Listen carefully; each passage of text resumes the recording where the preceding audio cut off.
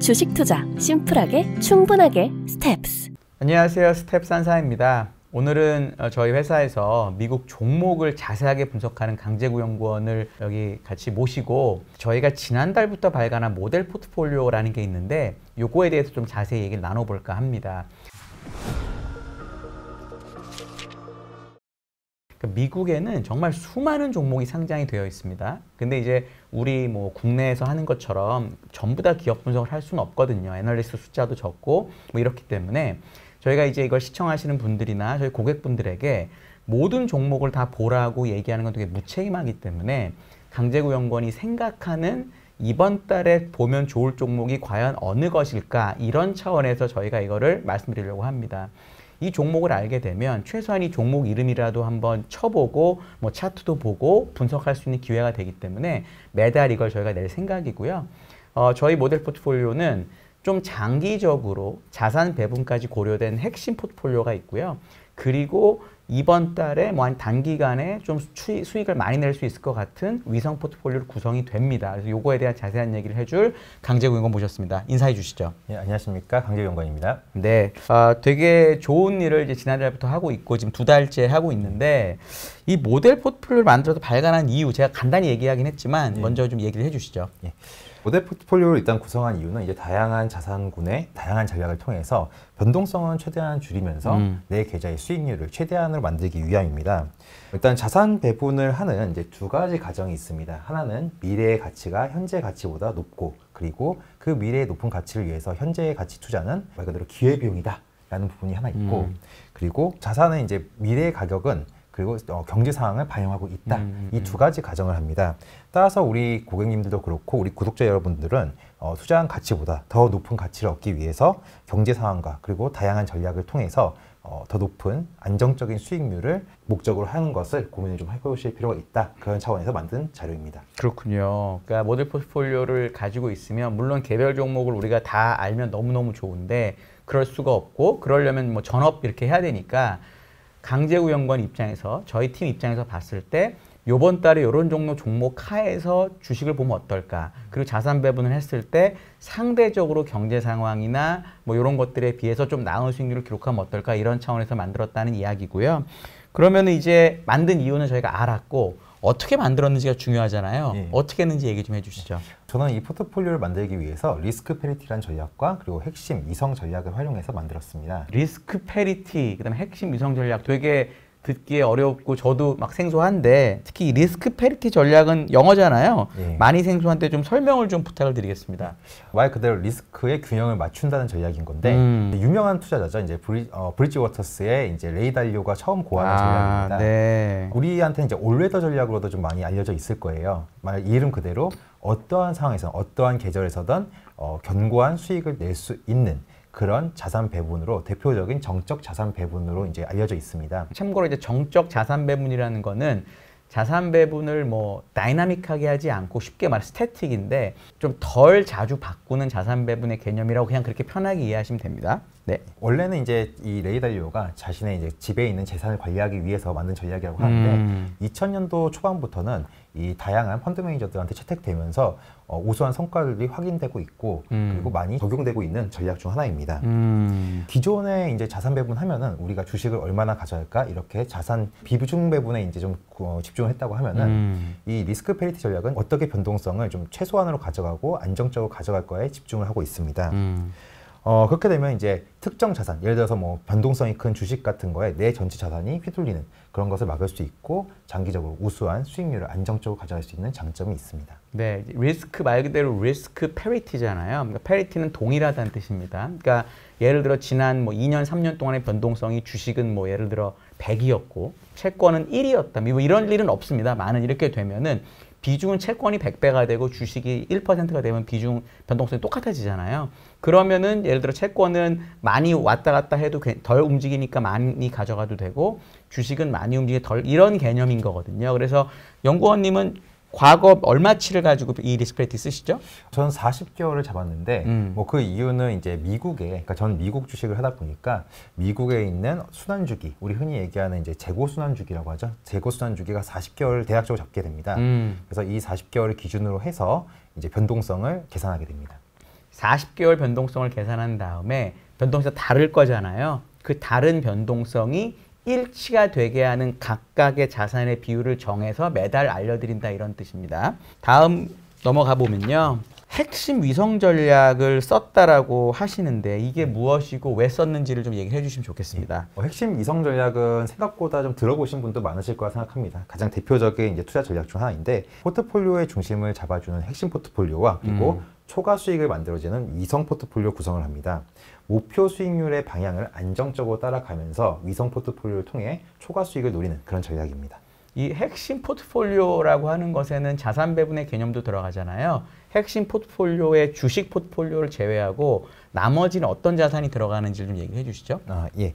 저 같은 경우는 이번에 이제 자산 배분을 할 때 미국 주식과 그리고 미국 장기채 그리고 금 그리고 원자재 이렇게 상관관계가 상대적으로 낮은 자산으로 선정을 했고 이 자산의 변동성의 차이를 활용해서 이 최소한으로 만들 수 있는 전략을 사용했습니다.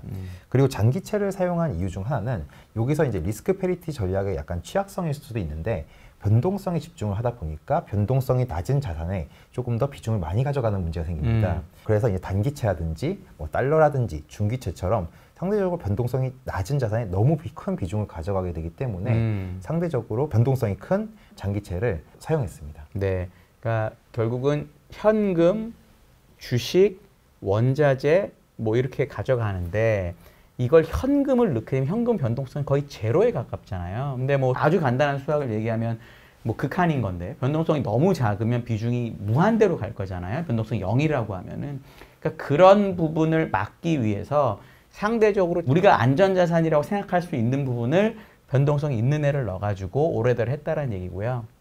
이것도 같은 채권을 쓰더라도 결국 채권의 가격은 듀레이션에다가 금리 변화를 곱한 게 결국 대략 채권의 가격 변동이기 때문에 너무 듀레이션을 짧은 걸 쓰면 역시 변동성이 작게 나온다. 그래서 장기채를 썼다는 뜻입니다. 장기채는 몇 년짜리 썼죠? 20년 이상 그 추종하는 ETF인 TLT를 사용했습니다. 그렇죠. TLT ETF라고 대표적인 미국의 장기채 ETF가 있습니다. 너무 규모도 원체 크고 거래도 잘 되기 때문에 보통 미국 채권 투자하는 분들이 제일 많이 사는 ETF거든요. 그러니까 대표성이 있다고 봤고 듀레이션도 20년 플러스이기 때문에 기본적으로 변동성이 어느 정도 나온다. 그래가지고 채권은 그러니까 이 현금에 대용하는 부분 채권을 쓴 거고요. 그 다음에 금하고 원자재하고 주식 이렇게 했다라는 얘기죠. 맞습니다. 네. 그러면 이제 자산 배분을 하게 되는 건데 이 자산들로 이 핵심 포트폴리오에 들어가는 4개 자산이 있지 않습니까? 네. 이 비중이 대충 어느 정도 되나요? 제가 이번에 이제 5월 같은 경우는 이제 주식 같은 경우에는 18% 정도가 들어가고 그리고 채권 같은 경우는 34% 정도 네. 그리고 금 같은 경우도 10%대 중반 정도 그리고 원자재 같은 경우 조금 비중이 줄어서 10%대 초반으로 보시면 될 것 같습니다. 네. 이게 고정은 아니고요. 물론 매주 매일 할 수는 없기 때문에 매달 저희가 모델 포트폴리오 리포트가 나올 때가 있거든요. 저희 앱에 들어가면 언제든지 볼 수 있는데 그때마다 리스크를 다시 계산을 하고 페리티를 맞춰가지고 비중이 조금씩 바뀔 거예요. 그러니까 이 비중대로 투자를 하는 게 꼭 좋다라고 저희가 뭐 감히 얘기할 수는 없지만 이 비중이 변화할 거거든요. 조금씩이라도. 그럼 비중의 변화에 따라서 이번 달은 예를 들어 채권 비중이 좀 높게 나오면 주식을 좀 줄이라는 뜻인가 보다. 또는 주식 비중이 높게 나오면 주식을 늘려도 되는 뭐 이런 식으로 활용하는 게 저는 이 자산 배분에서 제일 좋다라고 생각은 하고 있습니다. 핵심 포트폴리오에 자산 배분까지 했는데 이 핵심 포트폴리오 안에 주식이 있잖아요. 아까 뭐 한 10몇 %, 20% 있는데 요거 어떻게 구성했는지 얘기 좀 해주시죠. 주식 포트폴리오 역시 이제 핵심과 위성으로 나누는데 핵심 포트폴리오를 구성한 방법은 리스크 페리티를 동일하게 적용을 했습니다. 우선 이제 핵심 포트폴리오가 추종해야 되는 대상, 그러니까 벤치마크를 저는 S&P 500 미국 증시로 이제 선정을 했고 이 미국 증시의 각 섹터별로 변동성 차이가 있습니다. 그래서 각 섹터별 변동성을 활용해서 리스크 페리티 전략으로 다시 재구성을 했습니다.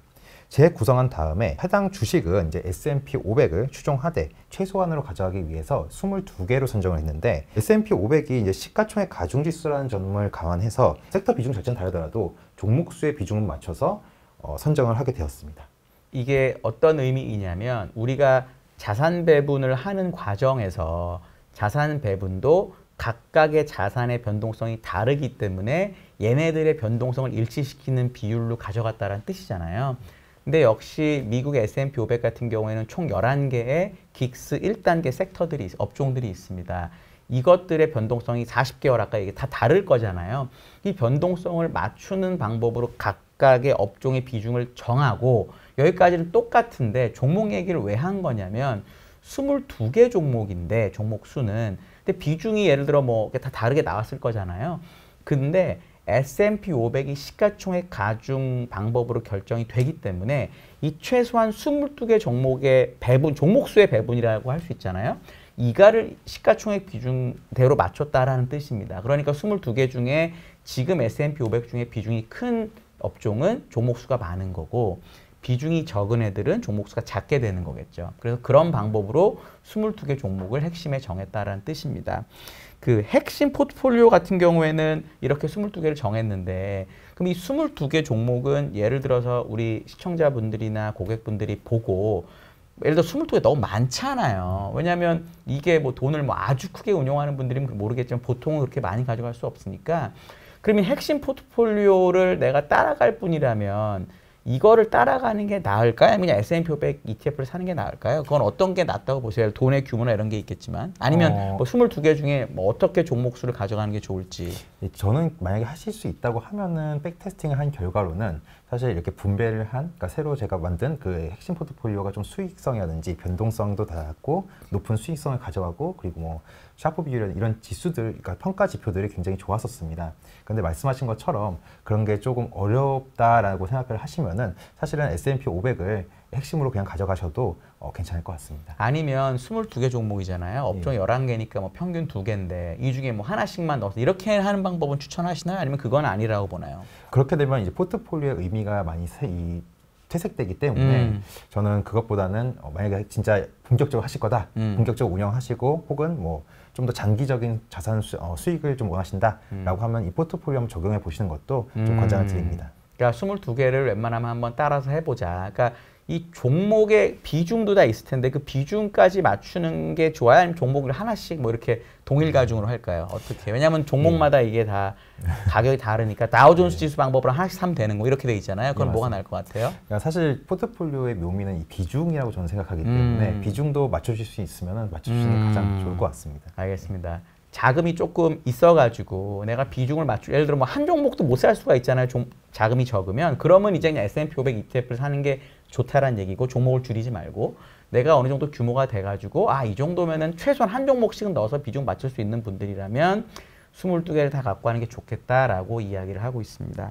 핵심까지는 됐고 이제 사실 여기서 이제 하이라이트는 위성이 될 텐데 왜냐하면 위성이라는 건 뭐냐면 이제 새틀라이트는 다달이 우리 강재구 연구원이 판단했을 때 이 상황에서는 요런 종목, 요런 스타일, 요런 테마의 종목들을 편입을 하면 상대적으로 수익률이 좋을 것 같아요 라고 만들어 놓은 포트폴리오거든요. 이것도 종목수가 어느 정도 되는데 이걸 어떻게 이제 구했는지 어떻게 구성하는지를 얘기를 들어볼 때인 것 같습니다. 어떻게 하셨는지 얘기 좀 해주시죠. 예.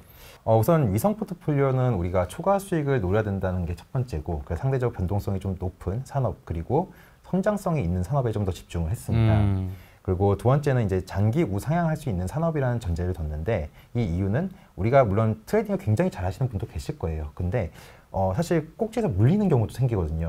근데 만약에 전체 시장, 전체 산업이 우상향한다고 하면은 내가 조금만 버티면 그래도 확률적으로 높은 확률로 빠져나올 수 있는 그런 부분이 있기 때문에 그런 성장 산업을 선정을 했고 그 중에서도 사실 이제 5월, 6월 달에는 이제 최근에 부채 이슈도 있었던 것처럼 증시에 대해서 좀 불안감이 좀 있습니다. 따라서 실적이 일단 받쳐주는 기업들 그리고 상대적으로 변동성이 낮은 소프트웨어 기업을 좀 선호하게 넣었습니다. 지금 업종을 뭐 성장 산업이 좋고 그리고 상대적으로 좀 변동성도 좀 있고 장기적 왜냐하면 핵심이라고 하는 포트폴리오가 우리가 뭐 채권도 들어가고 금도 들어가고 주식도 되게 좀 S&P에 받쳐져 있고 뭐 이렇게 돼 있으니까 위성까지 그런 개념으로 가져가면 무의미하잖아요. 그러니까 위성은 상대적으로 조금 변동성이 있더라도 성장주나 장기적으로 좋아 보이는 걸 골랐다라는 뜻이고요. 그 세부 업종이 뭔지 얘기를 좀 해주시죠. 저는 이제 지금 제가 좋게 보고 있는 이제 하반기에도 뭐 좋게 보고 있지만 반도체 그리고 친환경 특히 저는 태양광 쪽이 이제 비수기가 끝나고 성수기로 진입하는 과정이기 때문에 태양광 쪽 그리고 이제 전기차 당연히 이제 IRA 수혜를 볼 수 있고 계속 이슈가 있을 거라 생각하고 그리고 로봇과 AI 그리고 클라우드 거기다가 이제 최근에 이 미국 쪽에서 사이버 보안 쪽을 좀 강화하고 있습니다. 예산 편성도 크게 하고 있고 그래서 이쪽을 좀 계속 좋게 보고 있습니다. 업종을 몇 개를 얘기했는데 참고로 리포트에 다 있습니다. 그러니까 이게 지금 얘기하는 게 뭔 얘기인지 모르겠다고 하시면 듣고 나서 한번 리포트 꼭 찾아보시고 그럼 이제 업종이 쫙 있잖아요. 예. 업종만 얘기하면 뭐 사란 얘기냐 이런 뭐가 좋다는 얘기냐 궁금해 하실 거니까 각각 지금 얘기한 업종 중에서 예. 좋다라고 우리 리포트에 썼던 종목들 예. 말씀을 좀 해주시면 좋겠습니다. 일단 저는 그 업종별로 최선호주와 차선호주를 나눴는데 우선 반도체 산업 같은 경우는 최선호 기업으로 안정적인 반복 매출이 나오고 있는 케이던스 디자인 시스템을 최선호주로 넣었습니다. 아무래도 이제 하드웨어 업체들이 저는 하반기에는 모멘텀은 더 클 거라 생각하지만 일단은 변동성을 방어하면서 안정적으로 수익을 얻기 위해서 이 소프트웨어 기업인 이제 케이던스 디자인 시스템을 넣었고 차선호 기업으로는 이제 AMD를 넣었습니다. 이제 하반기로 갈수록 신제품과 그리고 AI 관련돼서 실적 모멘텀이 클 것으로 기대가 됩니다. 그래서 이제 AMD를 차선호 종목으로 넣었습니다. 케이던스 디자인 시스템은 모르는 분들도 있을 것 같은데 아주 간략히 무슨 회사인지 소개를 좀 부탁합니다. 케이던스 디자인 시스템이라고 하면은 우리가 반도체를 만들 때 그냥 뚝딱 만드는 게 아니고 설계와 디자인을 하게 됩니다. 그리고 반도체도 종류도 굉장히 다양하죠. 전 세계에서 이제 반도체 관련돼서 이러한 EDA나 혹은 IP 기업들이 크게 이제 우리가 알고 있는 ARM이라든지 시놉시스라든지 그리고 이 케이던스 디자인 시스템이라든지 이 세 개 기업이 과점을 하고 있습니다. 그 중에서 지금 이제 ARM과 함께 협업을 하면서 그 점유율을 넓혀가고 있는 그런 기업입니다. 네. 이 회사의 뭐 밸류에이션이나 이익 같은 거는 역시 리포트에 다 있습니다. 꼭 찾아보시면 좋겠고요. 그다음에 이제 태양광 전기차 이쪽 얘기를 좀 부탁하겠습니다. 예. 네. 태양광 산업은 이제 일단 선정을 했을 때 상반기가 사실은 좀 계절적인 비수기가 있습니다. 그래서 같은 인버터 기업이더라도 이제 엔페이지 에너지보다는 저는 솔라이트를 좀 더 선호를 했습니다. 그래서 유럽의 양호한 태양광 수요 감안을 하면은 최선호 기업으로 좀 솔라이트를 가져가 보자라고 선정을 했고 차선호 기업으로는 좀 생소하실 수 있는데 어레이 테크놀로지스라는 기업을 넣어놨습니다. 일단은 어레이 테크놀로지스는 이제 태양광을 우리가 패널을 갖다가 잡을 때 제일 중요한 게 일사량인데 이 태양광의 방향, 그 마운팅이라고 하는데 이 방향성을 잡아주는 기계로 보시면 될 것 같아요. 인프라로 보시면 되는데 지금 당장은 이제 그렇게 큰 수익을 내는 기업은 아닙니다. 하지만 본격적으로 IRA 최종화이 나오기 하반기에 나오기 시작하면은 이에 대한 모멘텀이 굉장히 큰 기업이고 거기에 실적 개선도 충분히 가능할 것이라 보는 기업이기 때문에 이 어레이 테크놀로지스를 차선호 기업으로 넣었습니다. 전기차하고 이제 이쪽은 어떨까요? 예, 전기차 쪽은 하반기에도 계속 좋을 것 같습니다. 특히 이제 뭐 최근에 이제 미국 같은 경우에 선거로 굉장히 이슈가 왔다 갔다 하는데 이 전기차 쪽에서는 크게 이견은 없는 것 같아요. 공화당도 그렇고 민주당도 그렇고 그래서 안정적으로 투자할 수 있는 곳이라 생각하고 지금 저는 테슬라를 되게 좋게 보고 있는데 그동안 이제 상반기 때 문제가 됐던 게 테슬라 가격 이슈지 않습니까? 근데 이 문제가 됐던 가격을 지금 올리고 있습니다. 그 얘기는 충분히 이런 리스크들이 해소가 되고 있다라고 볼 수 있고 그리고 이제 차선호 기업은 이제 앨범화를 넣었습니다. 원재료 기업이네요. 맞습니다. 네. 예. 물론 당연히 이제 전기차가 활성화되면은 많아진다 이런 것도 있지만 사실 이제 올 초부터 원자재 리튬 가격이 거의 60% 이상 빠졌습니다. 그리고 최근에 반등을 하고 있는데 이에 대해서 센티멘트라든지 모멘텀이 좀 더 수혜를 받을 수 있는 기업이 저는 앨범화를 생각해서 차선호주로 앨범화를 넣어놨습니다. 네, 참고로 저희가 이제 테슬라를 제가 리포트를 내고 한번 찍은 적이 있는데 그때 이제 $150 정도 밑에서는 좋을 수 있을 것 같다고 얘기했는데 그 가격이 잘 안 오긴 하는데 기본적으로 $100에서는 리플레이스먼트 가치가 있기 때문에 $100에서 $150 사이가 되게 좋은 진입 기회라고 저희는 여전히 생각을 하고요. 참고로 강재구 연구원이 이 종목을 정할 때는 정하기 전에 저랑 얘기한 건 아니고 정해왔더니 들어있던 거라는 점에서는 둘의 의견이 비슷하니까 그거에 대해서는 좀 참고를 하시면 좋겠습니다. 그리고 이제 AI, 클라우드, 사이버 보안까지 쭉 종목을 말씀해 주시면 좋겠습니다. 클라우드 쪽에서는 최선호 기업으로 사이버 보안까지 같이 엮일 수 있는 팔로알토 네트워크스를 갖다 최선호로 팔로알토 네트워크스입니다. 예. 네. 그리고 차선호 기업으로는 이제 클라우드의 강자 아마존을 선정했습니다. 그리고 이제 로봇과 AI 쪽에서는 최선호주로 당연히 가장 큰 수혜를 볼 수 있는 GPU 강자인 엔비디아 그리고 차선호주로는 스위스 자동화 기업인 ABB를 넣어놨고 네. 이번에 이제 업데이트를 통해서 미국이 이제 제조업 강화에 따라서 스마트 공정이 강화되면은 이런 자동화 솔루션을 하고 있는 로크웰 오토메이션형 기업이 수혜를 볼 수 있을 것이라 생각해 최선호로 추가했습니다. 네, 원래 10종목인데 이번에 4월에 저희가 처음으로 냈었고 그때는 왜 강재구 연구원을 이 자리에 제가 안 모셨냐면 한 번이었기 때문에 그랬고 이제 2달째 이어지고 있기 때문에 앞으로 계속 갈 거거든요. 그래서 매달 내지는 2달에 한 번 정도는 강재구 의원을 이 자리에 제가 데리고 나와서 계속 업데이트를 드릴 거예요. 근데 참고로 지금 무슨 얘기를 한 거냐면 4월에는 위성 포트폴리오의 종목이 10개였는데 이번에는 더 좋아 보이는 게 생겨서 11개로 늘렸다는 겁니다. 그렇다고 저희가 종목을 무한정 늘리진 않을 거고 많아도 이 10개, 11개 이상을 넘기진 않을 거예요. 마지막 질문. 이 위성 포트폴리오의 투자 만기를 어느 정도 생각하고 추천을 하신 건가요? 사실 무한하다 장기 이거는 무의미하기 때문에 어느 정도의 기간이 필요합니다. 네. 기본적으로 변동성 생각하면은 아까 말씀드린 것처럼 40개월 하는 게 맞긴 맞는데 근데 이제 저 같은 경우는 최소 그래도 1년 정도는 봐야 되지 않겠냐라고 좀 보고 있습니다. 저희가 이제 모드 포트폴리오의 이 핵심이야 워낙 안정적인 종목들이 많이 들어있고 S&P에 맞춰놓은 거라 뭐 그냥 가져가는데 위성이라는 건 변동성이 크잖아요. 그러니까 다달이 물론 우리가 종목을 정확하게 찍어가지고 맞추면 너무너무 좋은데 그게 안 된다는 거는 저도 알고 강 의원도 알고 보시면 다 아는 거니까 강재구 연구원 생각은 이 위성 종목들의 평가를 하기 위해서는 1년 정도의 시간이 필요하다라는 겁니다. 저희가 뭘 할 거냐면 매달 이 모델 포트폴리오를 내가지고 우리의 포트폴리오가 얼마나 시장보다 괜찮은지를 업데이트를 할 거고요. 그게 이제 내년 상반기까지 있을 일이기 때문에 그때까지 어떻게 되는지 한번 지켜봐 주시면 정말 좋을 것 같습니다. 오늘 나와주셔서 정말 감사드리고요. 가끔 이렇게 얘기 듣도록 하겠습니다. 예, 감사합니다. 네, 오늘도 긴 시간 들어주셔서 정말 감사드리고요. 다음에 또 좋은 내용으로 저희가 오겠습니다. 그리고 혹시 오늘 얘기한 이 종목들 되게 많았잖아요.